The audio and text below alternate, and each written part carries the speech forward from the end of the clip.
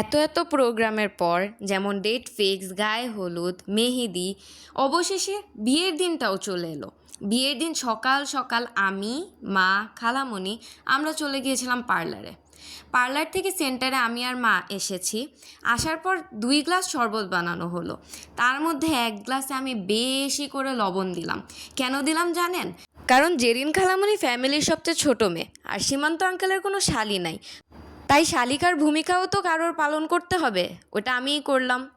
এরই মধ্যে জেরিন খালামণি সেন্টারে চলে এসেছে। তার কিছুক্ষণ পরই বরপক্ষরাও চলে এসেছে।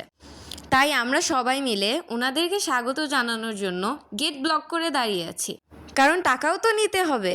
তো আমার নানা ভাইয়ের একটা রীতি ছিল, আমাদের বাসায় যত বিয়েই হতো জামাইকে নানা ভাই কোলে করে নামাতো।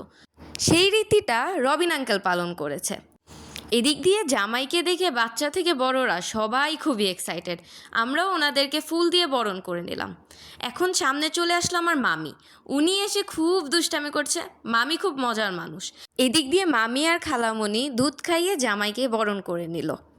এদিক দিয়ে শুরু হয়ে গেল দর কষাকষি। আর দেখেন আমার খালামণি এরশাদ সরকারের মতো দল পাল্টিয়ে ফেললো কি সুন্দর। যদিও আমার খালামণি আমাদের সুবিধার জন্যই দল পাল্টিয়েছিল। সে গিয়ে সেটেল দিচ্ছিল যে দিয়ে দেন, যত তাড়াতাড়ি দিবেন তাড়াতাড়ি গেট থেকে ঢুকতে পারবেন। যাক, এদিক দিয়ে আমি, তারপর খালামণিও এই পক্ষে চলে এসেছে। এবার সবাই মিলে খুব দর কষাকষি। ওনারাও ছাড়বে না, ওনারা বলছে যে এত দিব অত দিব। অবশেষে টাকা গুনলো, ওনারা গুনে হাতে বুঝিয়ে দিল। তো এদিক দিয়ে মিতা আপু সবাইকে জিজ্ঞেস করলো সবাই খুশি? সবাই বললো হ্যাঁ সবাই খুশি। এরপর আমরা বরপক্ষদের হাতে কেচি তুলে দিয়ে ওনাদেরকে স্বাগত জানালাম। দেন আমরা আমাদের আঙ্কেলকে রিসিভ করে খুব সসম্মানে উপরে নিয়ে আসলাম। তো উপরে আসার সময় তুবা ওনার হাতটা ছাড়ছিলই না। তুবা হচ্ছে আমার কাজিন, খালাতো বোন। সব পিচ্চিদের মধ্যে আমাদের বাসায় শান্ত লক্ষ্মী বাচ্চা হচ্ছে তুবা। আর রবিন আঙ্কেল দেখেন কি যেন খাচ্ছে লুকিয়ে লুকিয়ে, যেটা ক্যামেরা বন্দি হয়ে গেল। রবিন আঙ্কেল, আমার ক্যামেরা কিন্তু আপনি ফাঁকি দিতে পারবেন না। এদিক দিয়ে কাজী সাহেবও চলে আসলেন আর বিয়ে পড়ানো শুরু হয়ে গেল। আমরা সবাই জেরিন খালামনির পাশে গিয়ে দাঁড়ালাম। এই মুহূর্তটা না খুব ইমোশনাল। বড় নানু কান্নাকাটি করছেন। আসলে একজন মা তার বাচ্চাকে গর্ভে ধরে তারপর জন্ম দিয়ে খুব কষ্ট করে লালন পালন করে বড় করেন।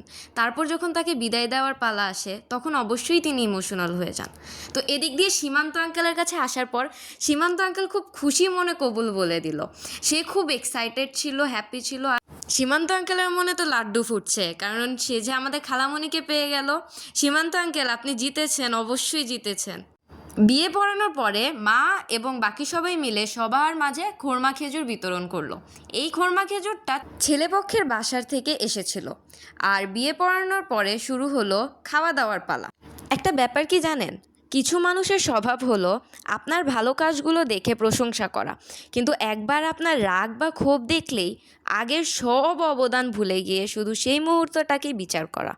আবার অনেক সময় হাসি ঠাট্টার আড়ালে বারবার খোঁচা, অপমান বা অসম্মান করা হলেও সেটাকে মজা বলে এড়িয়ে দেওয়া হয়। কিন্তু যখন সেই মানুষটি দীর্ঘদিনের এসব আচরণের বিরুদ্ধে একদিন প্রতিক্রিয়া দেখায়, তখন তার কষ্ট বা কারণ না দেখে উল্টো তাকেই দোষ দেওয়া হয়। এত রিয়্যাক্ট করার কি আছে, আমরা তো শুধু মজা করছিলাম। অথচ একজন মানুষকে তার এক মুহূর্তের রাগ দিয়ে নয়, তার পুরো আচরণ, অবদান এবং সেই প্রতিক্রিয়ার পেছনের কারণ দিয়েও বিচার করা উচিত। সবার উচিত অন্যকে দোষ না দিয়ে নিজের ভুলগুলোও দেখা, কারণ অনেক সময় সমস্যার শুরুটা হয় নিজের দিক থেকেই, কিন্তু আমরা শুধু অন্যের দোষটাই দেখি।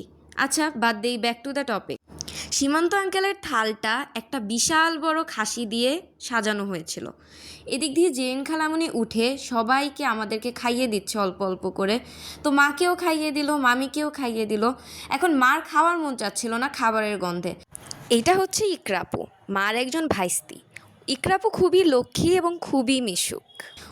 অন্য পাশে গিয়ে আমরা স্টেজে দেখি যে জামাই বউ কাপল ফটোশ্যুট করছে, আর মিতা আপু ওদের ফটোশ্যুট করতে হেল্প করছে। এই মুহূর্তটা খুব সুন্দর ছিল। এদিক দিয়ে বড় নানু রুমাল বিছানোর যে রিচুয়ালটা এটা শুরু করেছে। রুমাল বিছিয়ে আমরা যারা মেয়ে পক্ষ আছি আমরা জামাইকে সালামি দিই।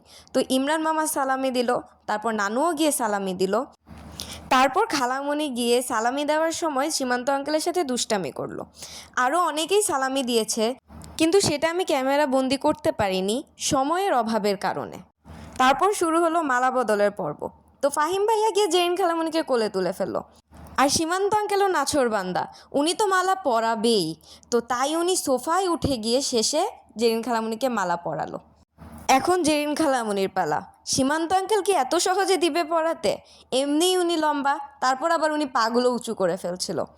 অবশেষে ফাহিম ভাইয়া জেরিন খালামণিকে কোলে তুলে সীমান্ত আঙ্কেলকে মালা পরাতে হেল্প করেছে। এইবার মজার পালা। আমি যেই শরবতটা রেডি করেছিলাম এটা নিয়ে গেল মা খাওয়ানোর জন্য। তো সীমান্ত আঙ্কেল প্রথমেই খেয়ে বুঝে গিয়েছে এটাতে কোনো সমস্যা আছে। পরের বার মা মুখের সামনে গ্লাসটা ধরতেই উনি মুখেরটা ফালিয়ে দিল। তারপর ভালো শরবতটা ওনাকে দেওয়া হলো, কিন্তু সীমান্ত আঙ্কেল সন্দেহ করে এটাও খেতে চাচ্ছিল না। পরে সবাই বলল যে খেয়ে দেখো। পরে তাকেও খাওয়ানো হলো, জেন খালামণিকেও খাওয়ানো হলো। তারপর শুরু হলো আয়না দেখানোর কার্যক্রম।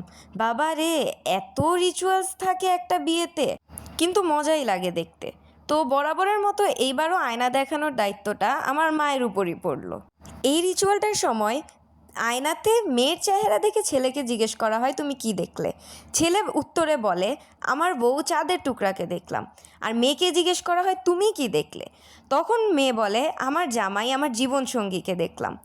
আর এই সামান্য কথাটা বলতে নতুন কাপলরা সবার সামনে অনেক শাই ফিল করে, আর সবাই এটা নিয়েই মজা করে।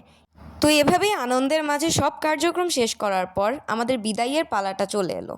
এখানে আফফান গিয়ে জেরিন খালামণিকে ধরে সে খুব মন খারাপ করে ফেলেছিল, সে বুঝতে পারছিল না এখানে কি হচ্ছে। এরপর আমার মামা আসলেন এবং সীমান্ত আঙ্কেল এবং তার পরিবারের হাতে তিনি জেরিন খালামণিকে তুলে দিলেন।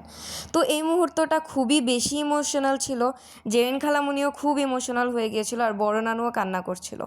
এদিক দিয়ে খালু গিয়ে বড় নানুকে সান্ত্বনা দিচ্ছিলেন। মুহূর্তটা না খুব বেশি ভারী ছিল। বড় নানুও নিজেকে আর কন্ট্রোল করতে পারেনি, তাই খালামণি গিয়ে বড় নানুর পাশে দাঁড়িয়ে পড়েছিল। তারপরে সুমাইয়া খালামণিও জেরিন খালামণিকে ধরে অনেক কান্নাকাটি করলো, কারণ দুই বোন একসাথে বড় হওয়ার পর এখন আলাদা হয়ে যাচ্ছে।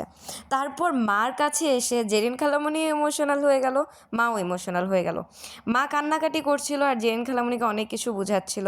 আর এদিক দিয়ে যখন আমি কান্না করছিলাম তখন আমার মামা আমার ভিডিওটা জুম করে করেছিল যেন পরে আমাকে খেপাতে পারে। যাক, পরে সবাই নিচে নেমে গেলাম জেরিন খালামণিদেরকে বিদায় দেওয়ার জন্য। তো আজকের জন্য এই পর্যন্তই। সবাই ভালো থাকবেন, সুস্থ থাকবেন। আল্লাহ হাফেজ।